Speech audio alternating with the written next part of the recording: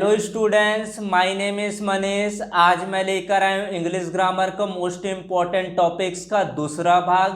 मैं कल समझा रहा था आपको वाच्य के बारे में, वॉइस के बारे में बता रहा था। वॉइस का आपको डेफिनेशन बताया। वॉइस टू टाइप्स के होते हैं, एक्टिव वॉइस, पैसिव वॉइस के बारे में बताया था। कर्मवाच्य और कृतवाच्य का डेफिनेशन बताया था। साथ ही साथ सब्जेक्ट फॉर्म, ऑब्जेक्ट फॉर्म क्या होता है, स्ट्रक्चर के बारे में बताया था, संरचना एक्टिव वॉइस और पैसिव वॉइस का। आज के टॉपिक में मैं बताने वाला हूँ past indefinite tense, future indefinite tense के सारे चीज़ों को आपको मेंशन करने वाला हूँ। तो वीडियो को अंत तक जरूर देखें। कोरोना काल के चलते हुए इस साल स्कूल में बहुत ही कम पढ़ाई हुई है, और पढ़ाई भी हुई तो वो कम तरीके से समझ में आई है, ताकि स्टूडेंट को बहुत ही दिक्कतों का सामना करना पड़ा इस कोरोना पैंडेमिक की वजह से।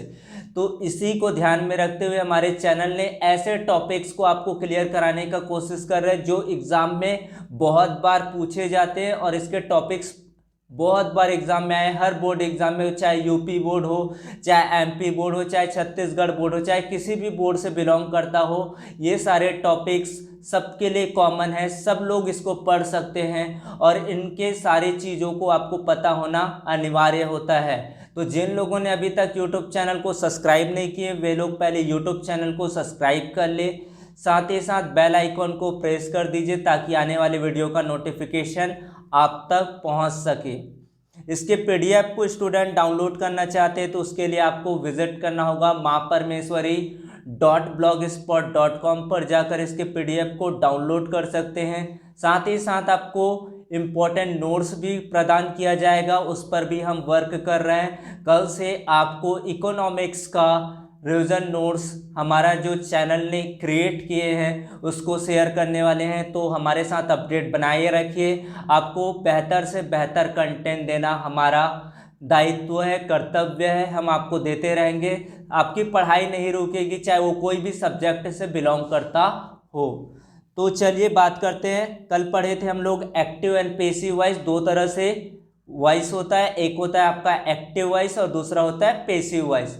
एक्टिव वॉइस को बोलते हैं कृतवाच्य और पैसिव वॉइस को बोलते हैं कर्मवाच्य। जहां पर सब्जेक्ट को इंपॉर्टेंस दिया जाता है वो एक्टिव वॉइस होता है, जहां पर सब्जेक्ट की तुलना में ऑब्जेक्ट को महत्व दिया जाता है वो क्या कहलाता है, आपका पैसिव वॉइस कहलाता है। स्ट्रक्चर की बात करें तो कल पढ़े थे स्ट्रक्चर क्या होता है एक्टिव वॉइस के लिए। जो टेंस का स्ट्रक्चर होता है वही एक्टिव वॉइस का स्ट्रक्चर होता है, जबकि पैसिव वॉइस का स्ट्रक्चर क्या होता है, पहले ऑब्जेक्ट आता है, फिर वर्ब आता है, और इसमें हमेशा वर्ब का थर्ड फॉर्म का ही प्रयोग किया जाता है, प्लस फिर बाय का प्रयोग होता है, फिर देन ऑब्जेक्ट का सब्जेक्ट का प्रयोग करते हैं। फिर सब्जेक्ट से ऑब्जेक्ट फॉर्म कैसे होता है, ट्रांसफॉर्म कैसे होता है, इसके बारे में बताया था। आई का क्या होता है, मी होता है, वी का अस होता है, यू का यू ही रहता है, उसके बाद सी का हर हो जाता है ऑब्जेक्ट फॉर्म, दे का दैम होता है, इट का इट ही रहता है, जबकि हूँ का हुम होता है। एक बार और रिवाइज करा देता हूँ। आई का बच्चों क्या होता है, मी होता है, वी का अस होता है, यू का यू ही रहता है, ही का हिम होता है, सी का हर होता है, जबकि दे का दैम होता है, इट का इट ही रहता है, जबकि हूँ का हुम होता है। और इन सारे रूल्स के बारे में बताया था। 12 वर्ब फॉर्म होते हैं टेंस के, जो एक्टिव वॉइस के फॉर्म में रहता है, जबकि इसके 8 फॉर्म का पैसिव वॉइस बनता है। ये सारे रूल्स आप अच्छे तरीके से लर्न कर सकते हैं। ये 12 कौन कौन से होंगे, present simple, past simple, future simple, present continuous या present progressive tense, past continuous tense या past progressive tense, present perfect, past perfect, future perfect, और साथ में मॉडल का क्या बनता है आपका, ये सारी चीज़ों का आपका पैसिव वॉइस बनता है। आज बात करेंगे इंडेफिनिट टेंस। कल बताया था मैंने प्रेजेंट इंडेफिनिट टेंस के एग्जाम्पल सहित आपको अच्छी तरीके से क्लियर कराया था।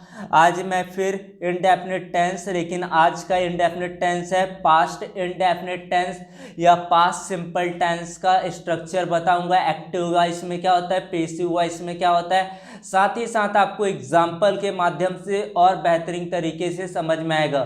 तो ज़्यादा से ज़्यादा लोगों तक पहुँचाइए, ताकि ज़्यादा से ज़्यादा लोग इसका हेल्प ले सके, वो चाहे आप 11th से बैकग्राउंड करें, चाहे वो 12th हो, चाहे आपका 9th हो, 10th हो। अभी से अगर ये टॉपिक्स को सीख लेते हो तो आपके लिए बहुत ही इंपॉर्टेंस होने वाले, कॉलेज लेवल तक की ये सारे आपके काम में आते हैं। तो सबसे देखते हैं पास्ट का स्ट्रक्चर क्या होता है। सिंपल इंडेफिनिट टेंस यानी कि पास्ट सिंपल टेंस का जो स्ट्रक्चर होता है, टेंस में वो क्या होता है, subject, second form of verb का प्रयोग किया जाता है, फिर आता है आपका ऑब्जेक्ट। जबकि इसका पेसिव वॉइस जब बनाते हैं तो पहले ऑब्जेक्ट का प्रयोग होता है, फिर वर वॉज या वर का प्रयोग होता है, फिर वर्ब का थर्ड फॉर्म लगता है, फिर बाय का प्रयोग होता है, फिर देन आपका सब्जेक्ट आता है। एग्जाम्पल के माध्यम से समझते हैं। एक्टिव वॉइस और पेसिव वॉइस दो कॉलम बनाए मैंने, कुछ एग्जाम्पल इसमें दिया है, मैं उनको आपको डिस्क्राइब कर रहा हूँ, कुछ एग्जाम्पल समझाऊंगा, कुछ को आप प्रैक्टिस करें, पूरे आंसर सहित आपको कंटेंट प्रोवाइड कर रहा हूँ। तो आप लोगों को कुछ अच्छे तरीके से समझा देता हूँ, कुछ को आप घर में प्रैक्टिस करिए, कुछ दो तीन पैटर्न को आपको समझा दूंगा तो आप बाकी पैटर्न को इजीली सॉल्व कर पाएंगे। तो पहला क्वेश्चन है बच्चों आपका, राम सॉल्व्ड ऑल क्वेश्चन।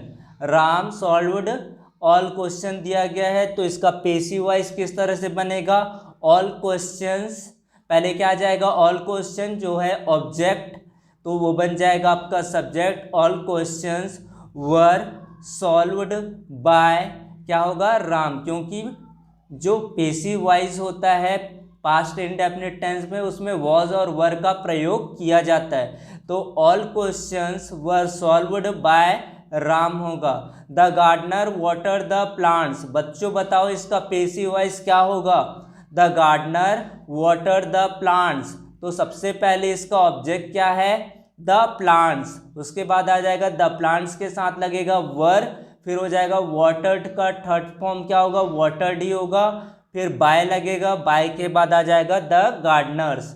उसके बाद ही turn out the servant, he turned out the servant, he turned out the servant. इसका पेसिव वॉइस क्या होता है बच्चों बताइए। इसमें पहले क्या है, ऑब्जेक्ट क्या है आपका, the servant, the servant object है तो बन जाएगा आपका सब्जेक्ट द सर्वेंट। सर्वेंट क्या है आपका, सिंगुलर है तो वॉस का वॉस लेगा आपका, वॉस के बाद आएगा टर्न, वर्ब क्या है यहाँ पर टर्न, तो टर्न का थर्ड फॉर्म टर्नड ही होता है।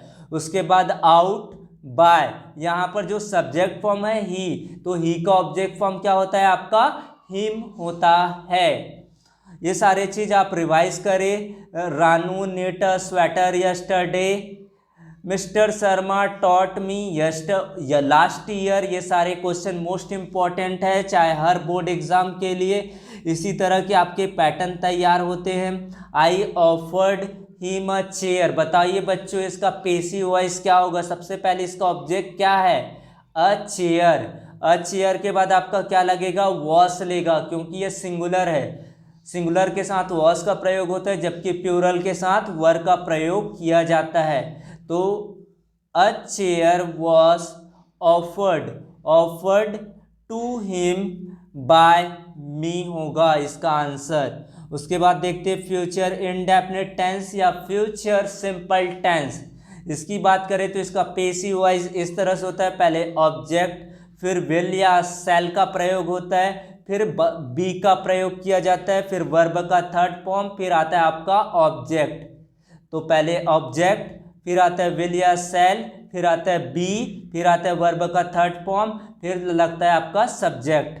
तो पहला क्वेश्चन है बच्चों, we shall watch the match, we shall watch the match दिया है, इसका पेसिव वॉइस क्या हो जाएगा, the match will be, the match will be watched by us होगा। इसके रूल्स के अकॉर्डिंग सबसे पहले आपका ऑब्जेक्ट आता है, फिर विल या शैल का प्रयोग होता है, फिर बी का प्रयोग करते, फिर वर्ब का थर्ड फॉर्म लगता है, फिर सब्जेक्ट का प्रयोग करते हैं। उसके बाद नेक्स्ट क्वेश्चन है, your brother will paint this picture, your brother will paint this picture. बताइए बच्चों इसका पेसिव वॉइस क्या होगा, कमेंट बॉक्स में जरूर बताएं। वीडियो कैसा लग रहा है और क्या इंप्रूवमेंट होना चाहिए, कैसा कंटेंट डेवलपिंग होना चाहिए, आप कमेंट बॉक्स में ज़रूर बताएं। तो दूसरे क्वेश्चन का जो आंसर होगा बच्चों इसमें क्या है, आपका ऑब्जेक्ट क्या है, दिस पिक्चर, उसके बाद आएगा विल बी पेंटेड, पेंट का थर्ड फॉर्म हो जाएगा पेंटेड, फिर आएगा बाय, फिर योर ब्रदर लगेगा आपका, इसका पैसिव वॉइस बन गया। उसके बाद you will take your meal, you will take your meal, इसका पैसिव वॉइस क्या होगा बच्चों बताइए। You will take your meal, इसका आंसर क्या होगा, योर मील। यहाँ पर ऑब्जेक्ट क्या है, your meal, your meal will be, यहाँ पर क्या लगेगा, will be, your meal will be, take का थर्ड फॉर्म होता है टेकन बाय यू, यू का ऑब्जेक्ट फॉर्म क्या होता है आपका, यू ही होता है। उसके बाद Neha will show her classical dances in Bhopal auditorium, क्या लिखा है, Neha will show her classical dances in Bhopal auditorium.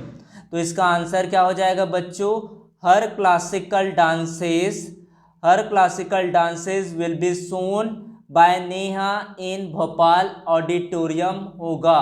तो वीडियो को लाइक करना, शेयर करना ना भूलें, ज़्यादा से ज़्यादा लोगों तक पहुंचाने का आप लोग प्रयास करें। कोरोना पैंडेमिक की वजह से बहुत बच्चों को पढ़ाई में नुकसान उठाना पड़ रहा है। आपको बोर्ड एग्ज़ाम भी बहुत ही नज़दीक है, एमपी बोर्ड का बोर्ड एग्ज़ाम 1 मई से, जबकि छत्तीसगढ़ बोर्ड एग्ज़ाम का जो एग्ज़ाम्स की शुरुआत होगी वो 3 मई से होगी। तो दोनों के लिए बहुत ही इम्पोर्टेंट टॉपिक्स है, इन टॉपिक्स को आप कवर करें। कोई अगर दिक्कत है तो आप लोग कमेंट्स करें, सोशल मीडिया लिंक के साथ जुड़े ताकि आपकी हेल्प हम लोग आसानी से कर सके। Thank you.